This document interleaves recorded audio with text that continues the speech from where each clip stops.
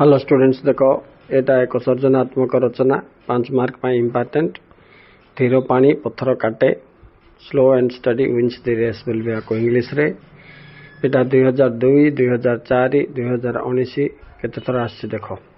तो फास्ट तुम भावार्थ तापर व्याख्याकरण तापर व्यतिक्रम लिखा ए हिसाब रे मु भावार्थटा तुमको कहि दउछि पढ़ी दउछि मध्य देखो आ बुझेदेवी। धीर पानी पत्थर काटे यह एक लोक कथन अटे बा लोकप्रिय लोक कथा अटे। यार अर्थ है जो व्यक्ति धीर स्थिर होई भावी चिंती कार्य करे से सर्वदा सफलता पाए।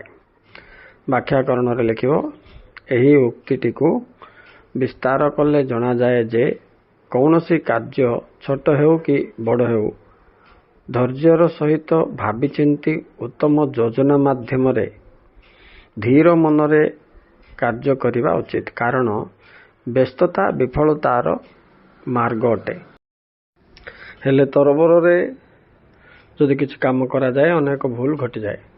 तापरे केमती धीर पानी पत्थर काटे यार उदाहरण मध्य देव आम देश विशिष्ट लोक जेपरि महात्मा गांधी राजा राममोहन राय और अनेक व्यक्ति धैर्यर सहित कार्य कर सफलता पाई। सेमती विश्व स्तर में अनेक वैज्ञानिक जमती मैडम क्यूरी मार्कनी इत्यादि तांकर गवेषणा धैर्यर सहित कार्य कर विलंबर हेले से माने इतिहास रचिबार सफलता होइचंती।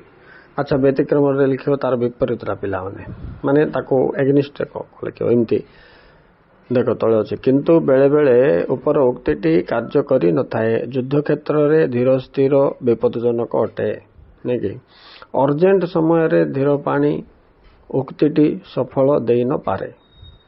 केतेक कार्य युद्धकालीन भित्तिरे करबाकू पड़ी थाए सही समय रे उक्त उक्तिटी कार्यकारी हुए नहीं बोलिक लिखिबो। सो एही हिसाब रे 3 पार्ट कर दो पिला माने भावार्थ व्याख्या और व्यतिक्रम एमती करके लिखिबो 5 मार्क पाई। Okay students thank you very much for watching. Please take this screenshot and आउ किछि मिसेले मिसेबो पिला।